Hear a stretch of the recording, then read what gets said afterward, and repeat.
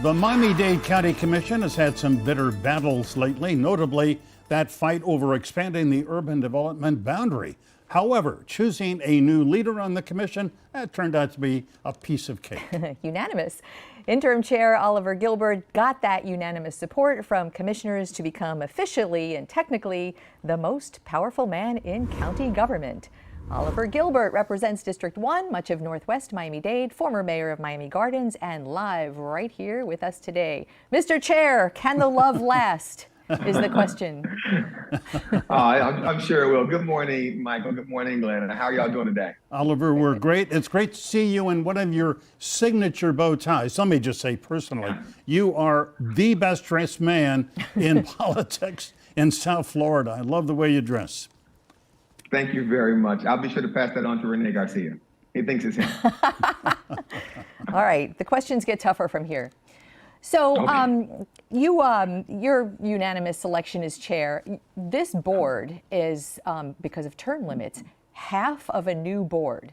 And the dynamics, the love kind of didn't last in electing the vice chair, and there was quite the split. Anthony Rodriguez, who is one of the new commissioners, former state rep, is the new vice chair over Raquel Regalado, who is a tenured commissioner. What do you make of the emerging political split on that dais? I think it's probably overstated. You know, when people talk about this, when I talk to people out in District 1 at least, and really all over the county, they're not talking about who's the chair or even who's the vice chair. They're talking about congestion, housing prices. They're talking about economic development. They're talking about resiliency. They're talking about the things that actually affect their day-to-day lives. And so I understand that that is a great conversation. You know, in County Hall, everyone's talking about it. Oh, he got it and she didn't. In truth, the residents don't really care about that. In truth, the residents care about the things that are going to affect how they live their lives and how they interact with each other and with their families. 100. And so I look forward to working with like Raquel and Anthony and all of my colleagues, because I think we're going to have a very, very, very thoughtful and collegial board. 100%. And Mr. Chair, what I actually kind of want to take from that question was all of those issues that you talked about and more that are much more critical than the politics on the dais will be coming before a dais that is kind of split. And we saw that kind of with the urban development boundary issue. And so it's from that perspective, for the record, that I asked that question, because all of those very important issues absolutely are going to be voted upon by that board.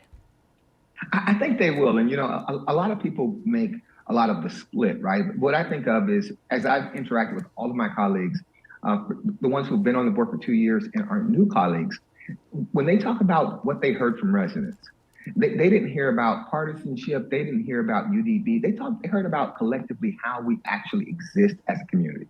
And what I look at is the opportunities on our board.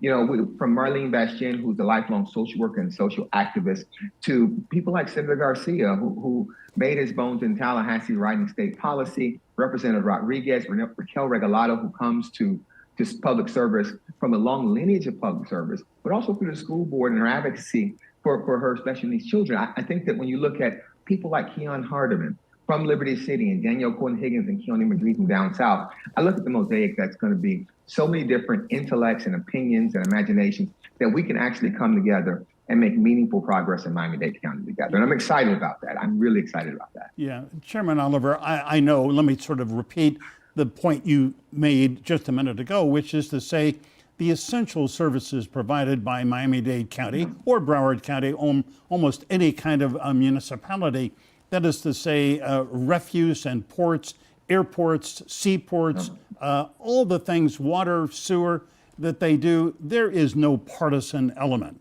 to any of that. I mean, what people want is government that is efficient, runs well, provides the services they pay for. That's not a Republican or a Democrat issue.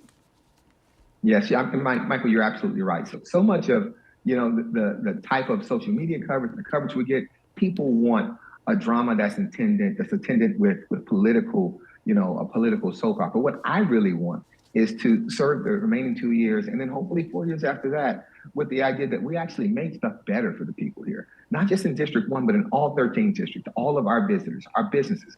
We have opportunities and we have challenges. But when I look at those challenges, when I look at things like the absence of rapid mass transit and substance abuse and resiliency and housing costs. I don't see them as independent things.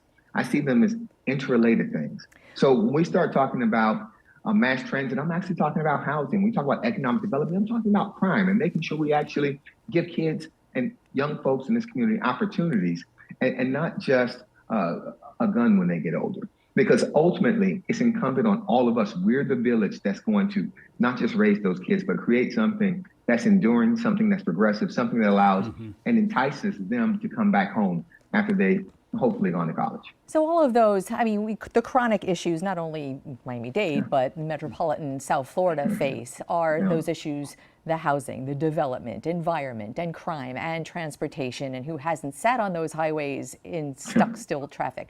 So just for TV purposes, we take our big broad brush this morning. As new chair, what do you prioritize in your tenure over the rest? What is the real focus for your tenure as chair?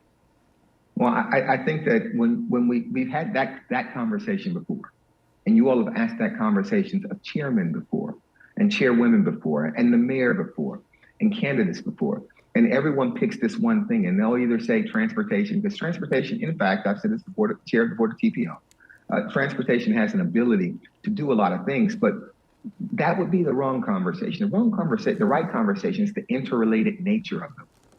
Because when we talk about housing prices, which probably would be the number one issue for most residents if you ask them, you can't meaningfully address housing prices without addressing mass transit, without addressing density, without addressing land use.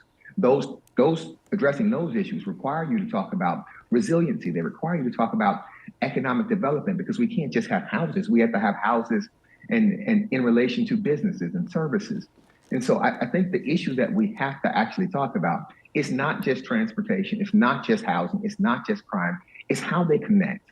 Because we have to find a way here in Miami-Dade County, which I called home my entire life.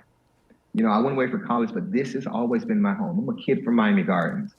And so we have to find a way to become a truly world-class community. We have to find a way to actually build what I believe will be the model for metropolitan areas in the entire world going forward.